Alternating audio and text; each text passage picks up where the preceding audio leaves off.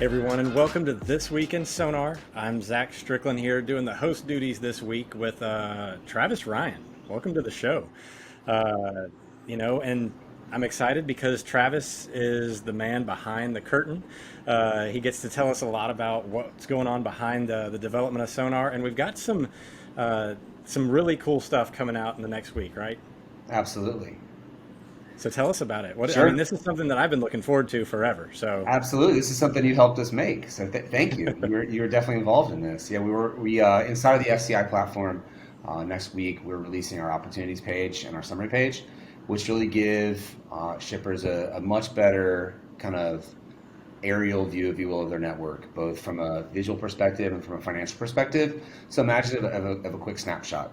So when your data is in the system, we take a quick snapshot and give you an overview from your spend, how many unique origins, destinations, things like that, what your total carbon footprint is, that component of your supply chain. And then what we do is we break it out into areas where we've identified opportunities. So they may be areas where you're overspending in what would be called an easy lane or underspending in a difficult lane.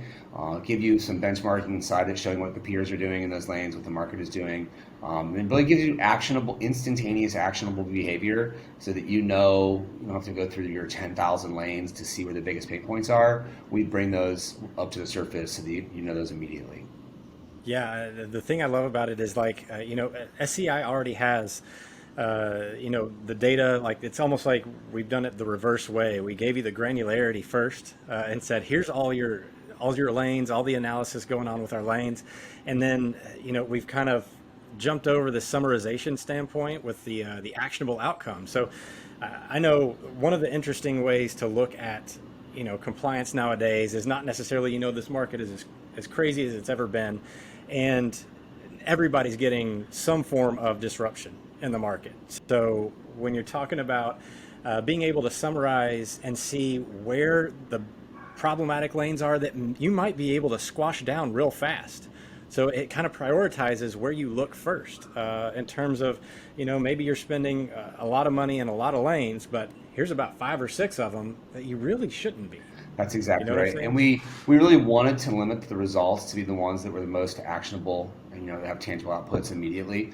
And so when you look at the output screen, it's not trying to say, well, here's half, right? Here's your top your top 500, your bottom 500. It really looks at the best lanes that you've got and the highest rates, the worst lanes that you've got and the lowest rates, but mainly is compared to the peers. So you're looking at you're getting a measure of operational efficiency, you're getting a measurement of performance against the network, and then you're being told, hey, fix these, and this is exactly this is how much savings there are available at your fingertips. Yeah, exactly. So, and it also gives you a quantifiable action right away, lets you know what your opportunity is, and it puts it on, of course, pretty charts and graphs, Correct, they so are. everybody Yeah.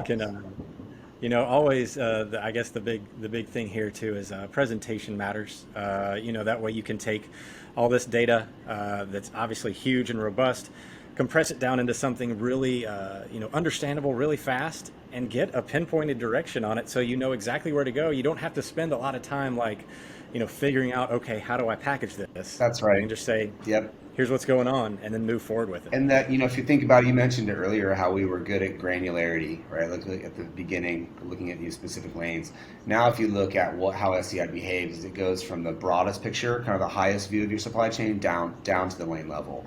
And so you're looking at your summaries, you're looking at your opportunities, you can feed that into your network, the network page, and your last page, which is really our first page, which is the list view, which is where the super detailed granularity, kind of the analysis, really where you want to go and analyze inside the lanes. But this is it's been an exciting release for us. It's been something that we've worked on probably more cross departmentally than any other release that we've done so far.